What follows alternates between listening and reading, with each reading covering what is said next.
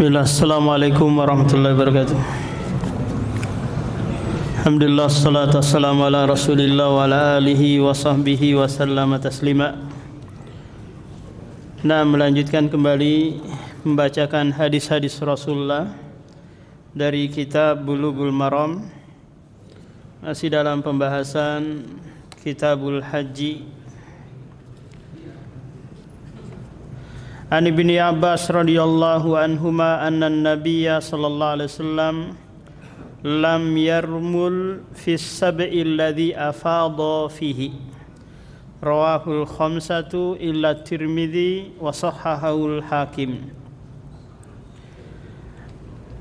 Dari Abdullah bin Abbas bahwasanya Nabi sallallahu alaihi wasallam tidak melakukan romal. Romal itu Pak, lari-lari kecil di putaran 3. Ketika apa? Ketika tawaf.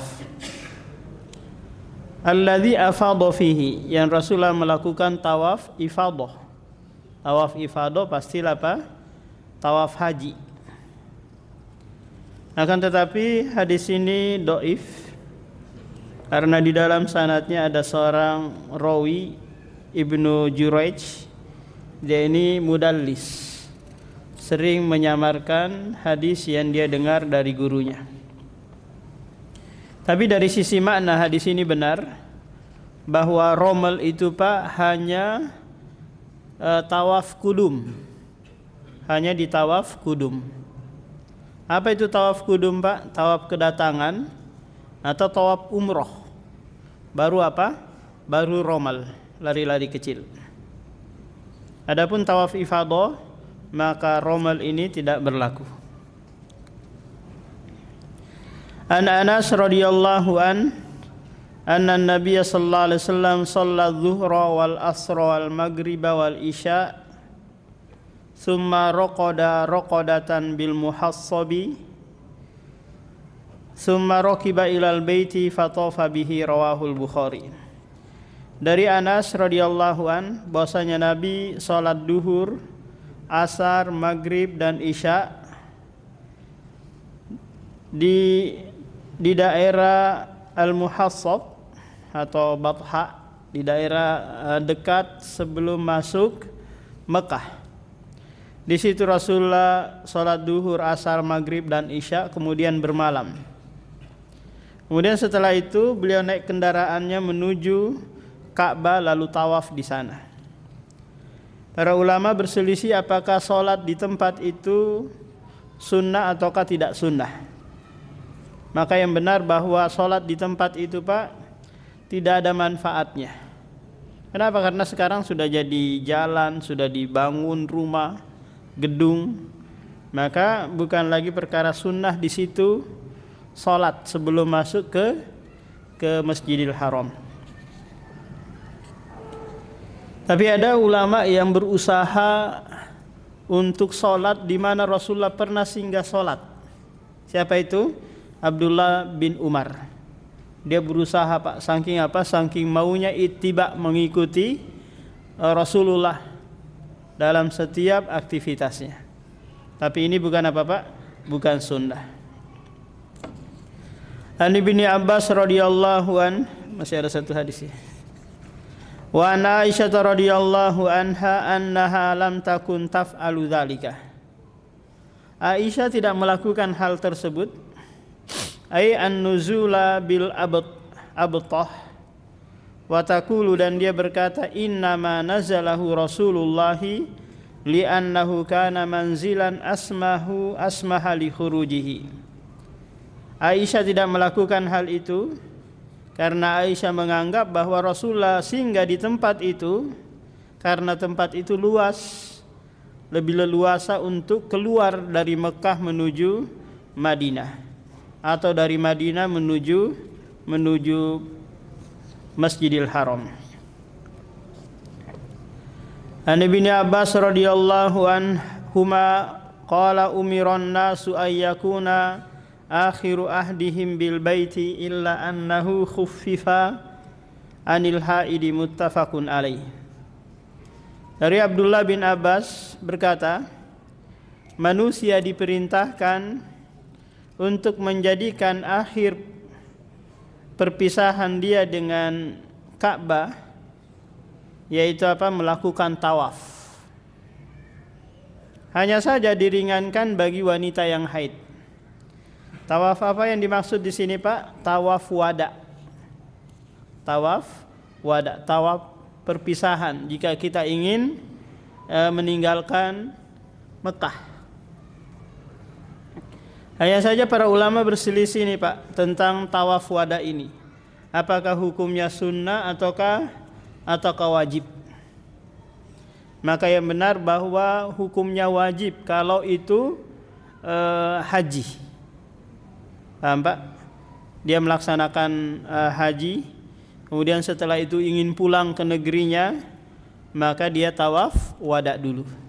Tapi kalau dia hanya pelaksanaan umroh saja, maka sunnah baginya untuk apa? Tawaf wada.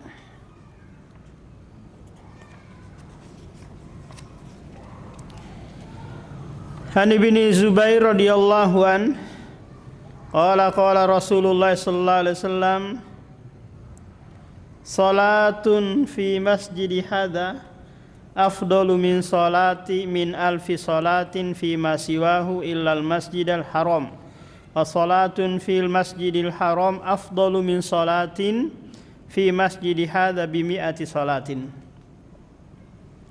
Dari Ibnu Zubair. Ibnu Zubair ini, Pak, adalah Abdullah bin Zubair Ibnul Awam. Dia dibunuh oleh Hajjaj bin Yusuf di Masjidil Haram. Kenapa? Karena dia enggak mau berbaiat kepada Hajjaj bin Yusuf. Istilahnya Abdullah bin Zubair ini sibuk dengan urusan politik. Beda dengan saudaranya Urwah bin Zubair, dia sibuk belajar kepada tantenya Aisyah radhiyallahu an. Nah, Abdullah bin Zubair ini meriwayatkan sebuah hadis dari Rasulullah bahwa Rasulullah bersabda, salat di masjidku ini, di Masjid Nabawi, lebih utama dibandingkan salat di tempat yang lain 1000 kali. 1000 kali. Siwahu selainnya, illal masjidil haram, kecuali Masjidil Haram. Wa salatu fil masjidil haram, salat di Masjidil Haram lebih utama daripada salat di masjidku ini 100 kali lipat. Berarti 1000 kali 100 sama dengan berapa, Pak? 100.000. Paham? Dibandingkan di masjid-masjid yang lain. Contoh Masjid Jabalus Su'ada, kita sholat maghrib 1 kali di Masjidil Haram sama dengan apa? 100.000 kali kita sholat di Masjid Jabal Su'ada. 100.000 kali itu berapa tahun kira-kira itu, Pak? Coba dikali dulu. Taruhlah dalam setahun 365 kali kan ya. Coba dibagi dulu, Pak. 100.000 bagi 365 berapa tahun itu? 273 tahun, Pak. Paham perbandingannya? Kita sholat 1 kali di Masjidil Haram sama dengan sholat 273 tahun di masjid ini. Di Masjid Istiqlal, di Masjid Akbar, di masjid-masjid yang lain. Apalagi kalau kita di sana sebulan, apalagi kalau di sana setahun, maka lebih banyak lagi. Ini hanya dari sisi sholatnya saja, Pak, ya. Paham? Dari sisi sholatnya. Adapun ibadah-ibadah yang lain sama saja. Hanya saja para ulama berselisih, apakah masjidnya saja ataukah hududul haram, batasan haram. Paham? Jadi kalau Bapak lihat di peta, itu ada batasan haram kan? Paham? Batasan haram. Yang dimana di sana ada jarak-jaraknya sekian kilo dari masjid dan seterusnya. Apakah kita nanti sholat di luar Masjidil Haram tapi masuk dalam lingkup tanah haram, dihitung 100.000 kali. Ini yang jadi perselisihan di antara para ulama. Yang benar sama saja Pak. Selama dia masih di mana? Di lingkup tanah haram. Apakah dia nanti sholatnya di hotel, paham? Ataukah sholatnya di penginapan tapi masuk dalam lingkup tanah haram, maka dia mendapatkan keutamaan ini. Paham? Beda dengan Masjid Nabawi Pak. Masjid Nabawi itu 1000 kali lipat dibanding masjid yang lain, tapi hanya di masjidnya saja. Paham? Tidak di sekitaran tanah haram Madinah. Paham? Karena di Madinah ada juga apa? Ada tanah haramnya. Yang di sana tidak boleh juga melakukan pembunuhan, mencabut tanaman-tanaman dan yang lainnya. Kalau Masjidil Aqsa 500 dibandingkan masjid yang lain. Jadi 500, 1000, kemudian 100.000.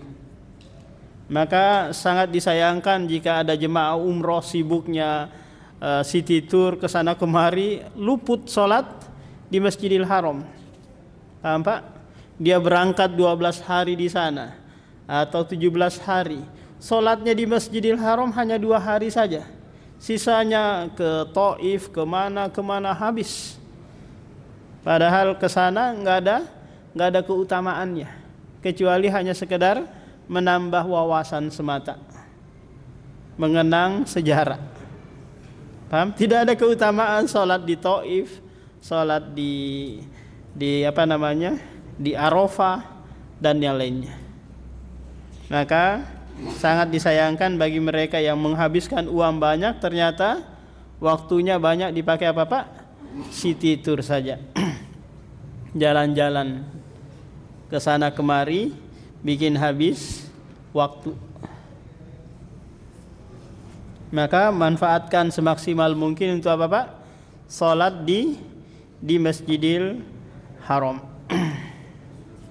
Tapi ada juga Pak, orang tuh ke sana nggak mau ke masjid, maunya di hotel saja. Paham? Malas berdesak-desakan, malas ditegur sama askar, diarahkan ke sana kemari, akhirnya apa? Di luar.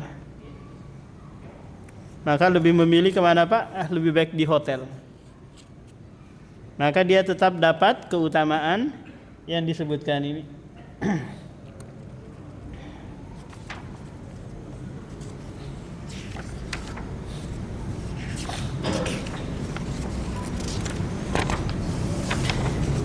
An Ibni Abbas radhiyallahu anhuma qala qad uhsira Rasulullahi fahalaqa wa jama'a nisa'ahu wa nahara hadiyahu hatta itamara aman qabilan. Dari Abdullah bin Abbas berkata, Rasulullah dihisar, dikepung, dilarang masuk ke Mekah. Padahal Rasulullah dan rombongannya Pak sekitar 1.400 sahabat ingin melakukan umroh, cuma dihisar, ditahan, dilarang masuk. Itu terjadi di tahun ke-6 Hijriah atau di saat perjanjian Hudaybiyah. Rasulullah dilarang. Akhirnya Rasulullah masuk ke memerintahkan sahabatnya Pak untuk menyembelih hewan kurban mereka dan menggundul rambut mereka. Tapi tak satu pun sahabat yang melaksanakannya. Paham? Gak ada sahabat yang mau melaksanakan perintah Rasulullah ini. Kenapa? Karena sahabat berpikir, Pak, kita ini kan gak umroh, kita tertahan, kok disuruh nyembelih hewan kurban sama nyukur rambut? Apa ini? Bingung, gak ada satu pun yang mau melaksanakan. Rasulullah sampai perintahkan mereka 3 kali, gak ada yang mau taat, gak ada yang mau ikut. Akhirnya Rasulullah masuk ke tenda, ke kemah, sambil marah-marah gitu, ngomel-ngomel, dan berkata, halakal muslimun, celaka para sahabat ini. Aku perintahkan mereka, nggak mau mereka jalankan.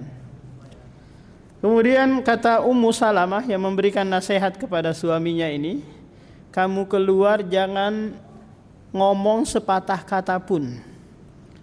sembelih sendiri hewan kurbanmu, panggil tukang cukur, cukur rambutmu. Ini apa? Arahan dari Ummu Salamah. Akhirnya Rasulullah keluar nyembelih sendiri, kemudian minta dicukur rambutnya oleh tukang cukur.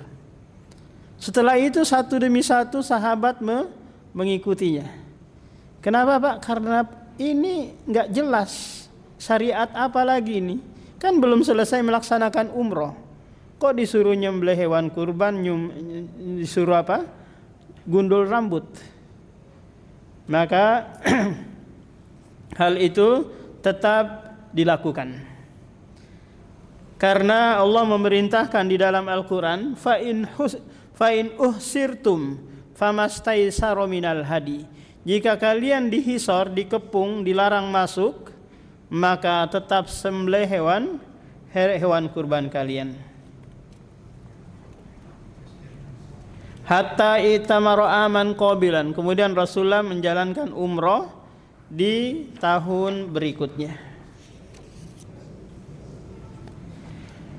An radhiyallahu anha qalat dakhala an-nabiyyu ala Duba'ata binti Zubair ibni Abdullah bin Abdul Muthalib.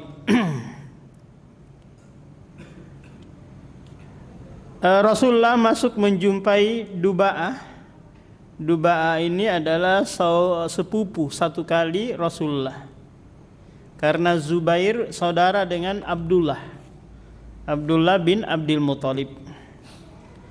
Masuk menjenguk sepupunya. Faqalat, lalu sepupunya ini Duba'ah ini berkata, wahai Rasulullah, inni uridul hajjah. Aku ingin berhaji. Hanya saja aku lagi sakit. Gimana ini?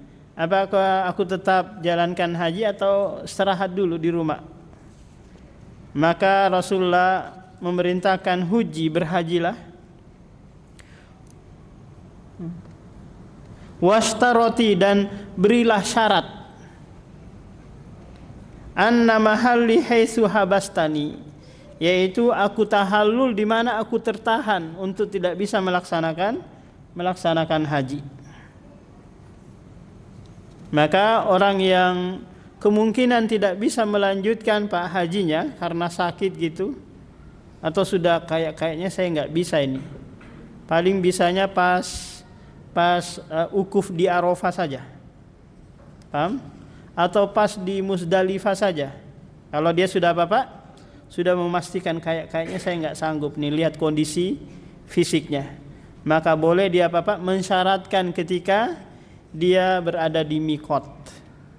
Jika saya tertahan nanti saya tahallul, di mana saya tertahan untuk melanjutkan. Maka ini dibolehkan Pak. Kalau memungkinkan dianya tidak bisa melanjutkan. Tapi kalau sekiranya dia sehat-sehat saja, nggak boleh dia memberi syarat seperti ini. An Ikrimata anil Hajjaji an ibni Amril Ansari radhiyallahu an qala Rasulullah man kusira au araja faqad hallah wa alaihil hajju min qabilin. Barang siapa yang patah kakinya, salim duduk salim, atau pincang, maka dia telah halal, boleh melaksanakan hal-hal yang diharamkan.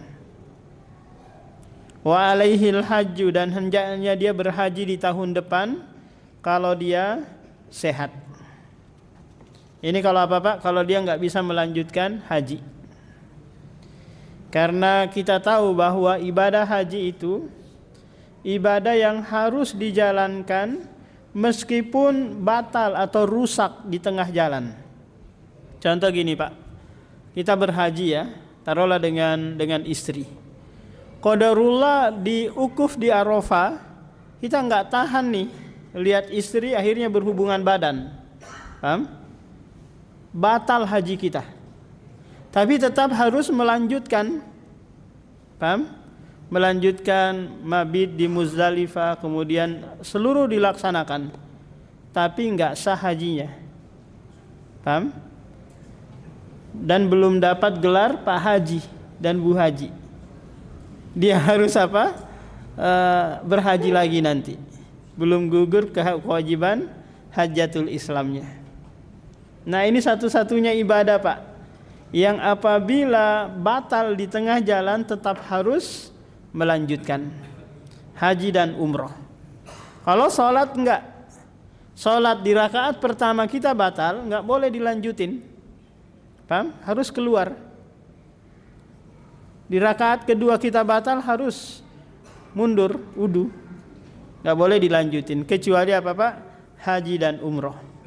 Nah, kalau orang ini nggak bisa melanjutkan karena ada musibah gitu, kakinya patah atau tangannya patah atau harus dirawat di rumah sakit, maka dia tahallul. Dia halal segala apa yang diharamkan sebelumnya. Kemudian berhaji nanti kalau ada kesempatan untuk haji lagi. Qala Ikrimatu fasa'altu ibni Abbas. Ikrimah seorang tabi'in berkata kepada Abdullah bin Abbas dan Abu Hurairah andalik, tentang hadis itu, faqala shadaqah, benar itu diucapkan oleh Rasulullah.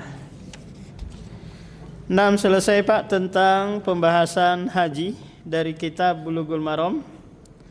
Barangkali ada yang ditanyakan, Pak, sebelum kita beralih ke muamalah atau fikih muamalah. Silakan, Pak.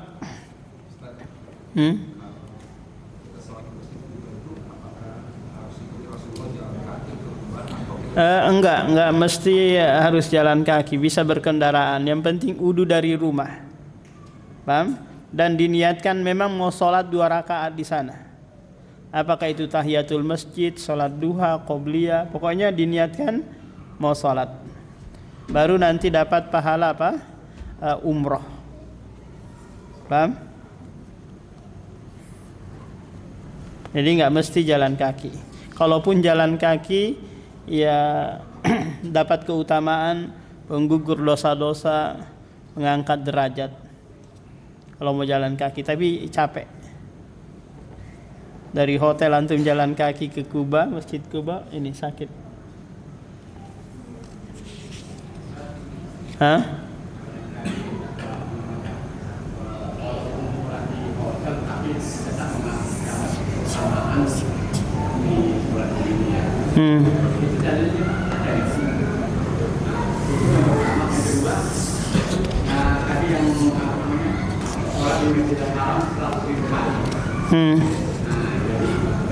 Kalau kita sholat misalnya dia subuh berpadat, misalnya lebih baik dari itu jadi isinya.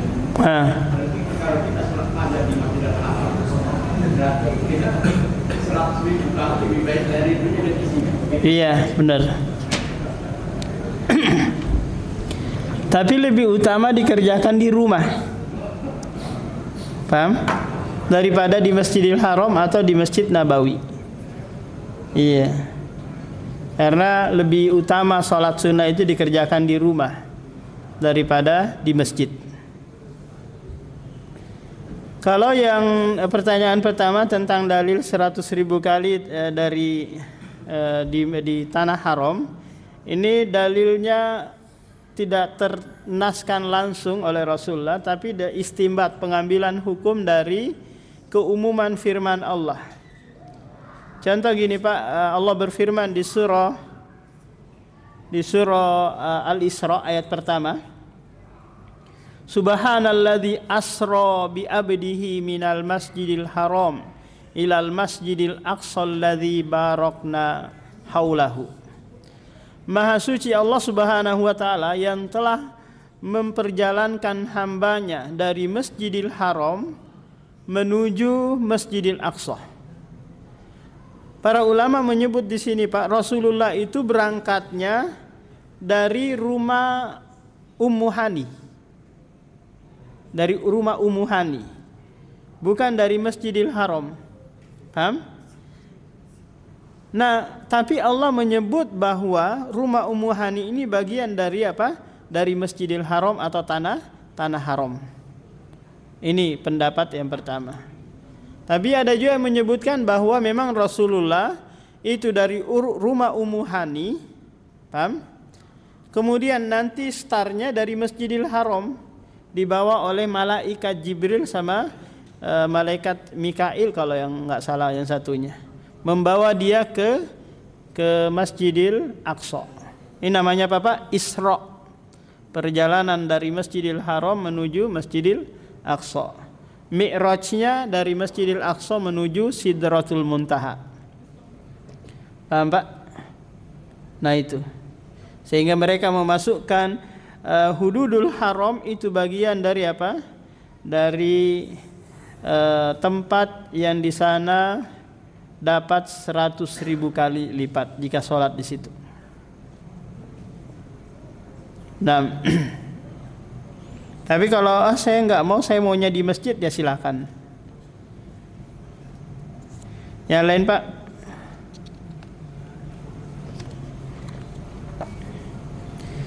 Nah kalau tidak ada, kita masuk ke permasalahan fikih muamalah. Kita tahu Pak bahwa fikih, kitab apapun itu mengacu atau mengarah kepada dua pembahasan, hablum minallah dan hablum minannas. Paham? Hubungan kepada Allah dan hubungan kepada manusia. Kenapa demikian? Karena dua hal ini harus bagus, harus baik, harus benar. Karena kalau sekiranya sholat kita bagus, tapi urusan hubungan kita dengan manusia buruk, maka kita celaka. Tempat kita di neraka. Contoh kita Masya Allah rajin sholat, rajin ikut kajian, umroh setiap tahun, tapi hubungannya dengan tetangga jelek, hubungannya dengan relasi bisnisnya jelek, hubungannya dengan istri, dengan yang lain buruk, maka orang ini apa Pak? Celaka.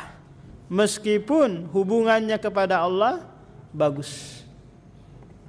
Sebaliknya sekarang ada orang Pak hubungannya dengan manusia Masya Allah baiknya, tetangganya, teman kerjanya, oh bagus, tapi giliran sholat dia bolong-bolong, paham? Giliran sedekah nggak pernah, giliran untuk hablum minallahnya jelek, maka orang ini juga celaka. Maka pembahasan fikih mengarah kepada dua hal ini Pak. Perbaikan hablum minallah dan hablum minannas kita. Ada seorang sahabat datang kepada Rasulullah menceritakan perihal wanita yang Masya Allah rajin sholat malam, rajin puasa sunnah, rajin sedekah. Berarti apa Pak? Yang wajib-wajib dia sudah kerjakan, plus dia tambah yang sunnah-sunnah. Kata sahabat ini, goiro annaha tu'dhi jiranaha bilisaniha. Hanya saja wanita ini suka menyakiti tetangganya dengan lisannya. Istilahnya apa Pak? Suka cekcok, suka tengkar dengan tetangganya. Apa kata Rasulullah? Hiya finnar. Wanita itu tempatnya di neraka. Rasulullah di sini Pak enggak muwazana, enggak menimbang-nimbang. Saya lihat dulu banyak amal kebaikannya enggak, langsung dia vonis apa? Hiya finnar. Kenapa kira-kira ini Pak? Apa kira-kira ini kok langsung divonis neraka? Karena hablum minannasnya apa? Jelek. Hubungannya dengan tetangganya jelek. Meskipun tetangga kita itu non muslim, maka kita nggak boleh menyetel murotal, kajian, memperdengarkan tetangga. Ini menyakiti mereka, paham? Mendolimi mereka. Kalau kita punya mobil terus kita parkir di luar, tetangga mau lewat, mau masuk, nggak bisa. Ini mendolimi tetangga, paham Pak? Maka jaga baik-baik. Jangan hanya memperhatikan dari satu sisi tapi menyepelekan, mengabaikan sisi yang lain. Paham? Hablum minallah dan hablum minannas kita harus baik. Karena yang berat itu Pak urusan dengan manusia. Kalau urusan dengan Allah, Allah ampuni sebanyak apapun kesalahan kita. Tapi urusan dengan manusia ini belum tentu dia mau maafkan kita. Belum tentu dia mau selesaikan urusan kita di dunia. Mungkin dia sengaja nanti aja deh di padang mahsyar aja kita selesaikan. Berat. Yauma la yanfa'u malu wala banun. Hari di mana tidak bermanfaat harta dan anak untuk menebus kesalahan kita. Sehingga apa yang terjadi, Pak? Kebaikan-kebaikan kita, pahala salat, pahala puasa kita dipindahkan kepada orang yang pernah kita zalimi. Maka inilah tujuan pembahasan apa, Pak? Fikih ibadah dan fikih muamalah. Karena kadang kita nggak tahu, nggak sadar, rajin ibadah ternyata masih transaksi ribawi, masih investasi tapi investasi ribawi, paham? Masih muamalah tapi muamalah yang menzalimi orang lain. Tapi ingat, Pak, bahwa dalam fikih muamalah itu hukum asalnya boleh, paham? Hukum asalnya boleh, muamalah apa saja boleh. Tapi beda dengan hablum minallah, hukum asalnya haram, paham? Tidak boleh kita membuat tata cara ibadah sendiri kecuali itu datang penjelasannya, keterangannya dari Al-Quran atau hadis. Nah, kalau muamalah yang dilarang, yang tidak boleh adalah itu nanti yang akan disebutkan. Karena hukum asalnya apa, Pak? Boleh.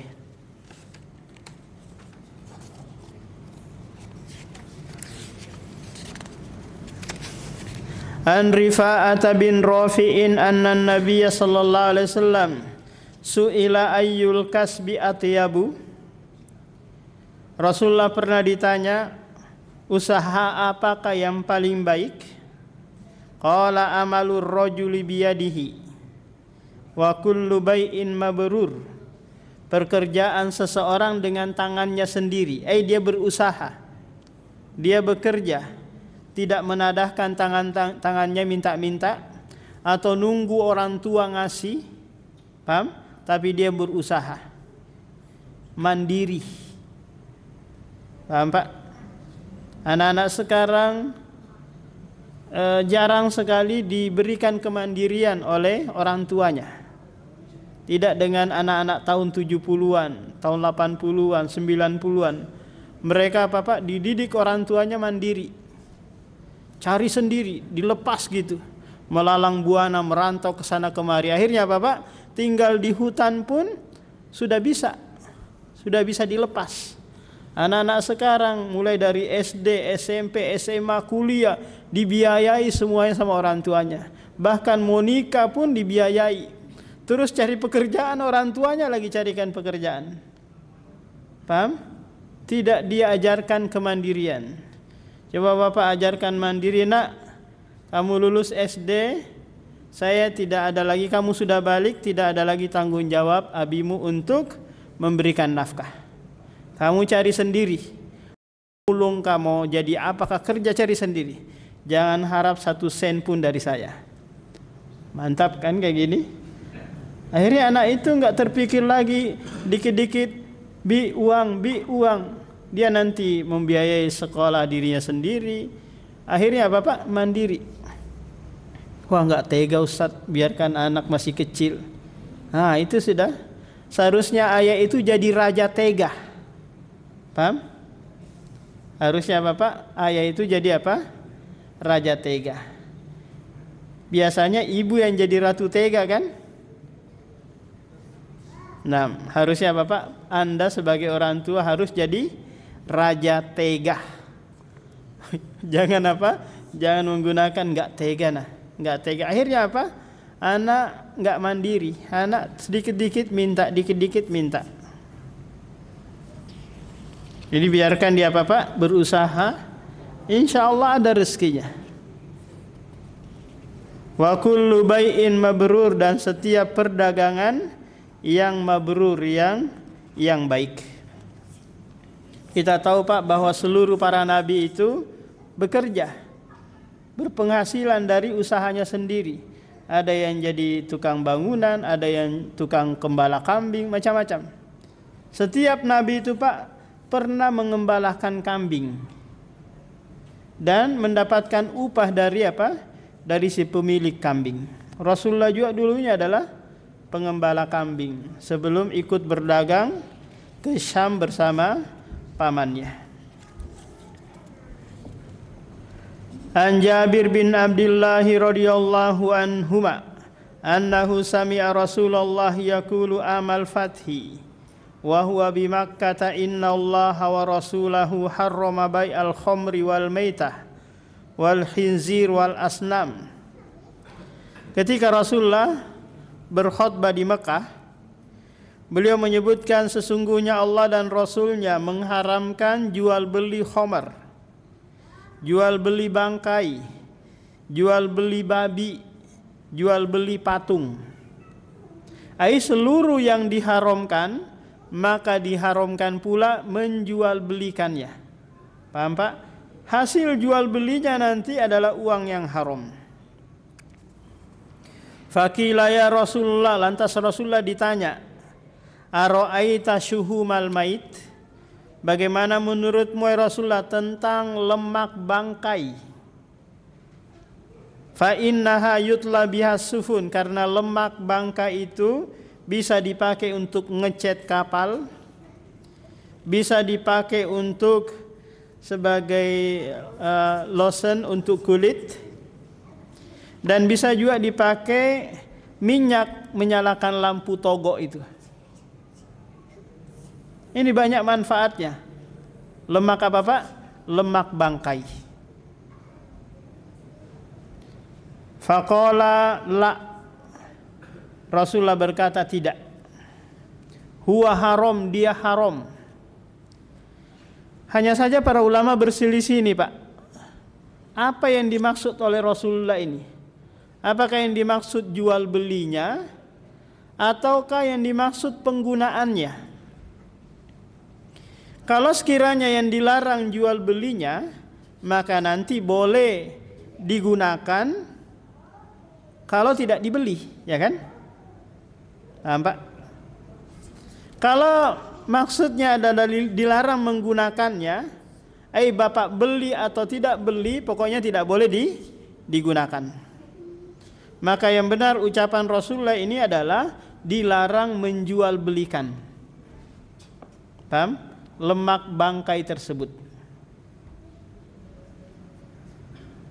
Berarti menggunakannya boleh kalau kita tidak membelinya. Contoh kita dapat bangkai ini, bangkai sapi. Terus kita ambil lemaknya, kita jadikan minyak, yang itu nanti dipakai untuk nyalakan lampu dan yang lainnya. Maka ini apa Pak? Boleh. Karena yang dilarang adalah diperjualbelikan. Summa qala Rasulullah inda dzalik, kemudian Rasulullah berkata, qatalallahu al-yahuda, semoga Allah memerangi orang Yahudi. Innallaha, sungguhnya Allah Ta'ala mengharamkan lemak bangkai. Mereka menghiasinya, kemudian menjual, lalu memakan hasil penjualannya. Berarti yang dilarang apa Pak? Memperjualbelikan. Kalau memanfaatkan menggunakan tanpa dibeli, maka ini apa Pak? Dibolehkan. Nah, gimana dengan selain bangkai? Biasanya bulu ya Pak ya, bulu anjing atau bulu babi. Gimana ini? Apakah boleh dipakai untuk kuas? Maka jawabannya boleh. Dipakai kuas untuk ngecat rumah atau ngecat dan yang lainnya, karena dia tidak ada zat hidup di dalamnya. Paham? Sama dengan rambut, nggak ada yang zat hidup sebagaimana daging. Maka dia masih dibolehkan.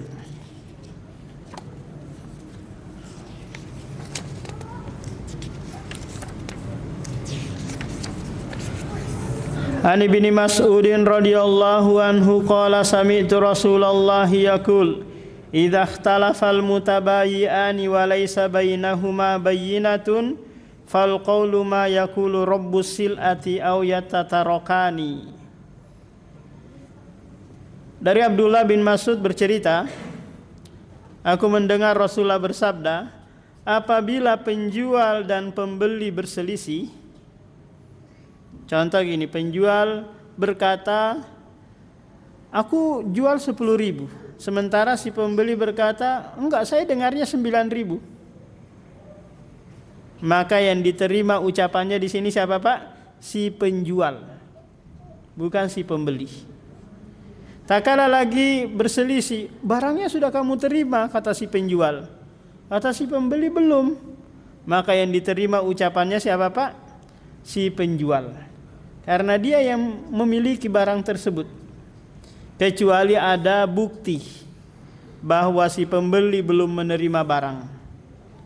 Atau ada bukti bahwa si penjual memang sudah menaruh harga sekian.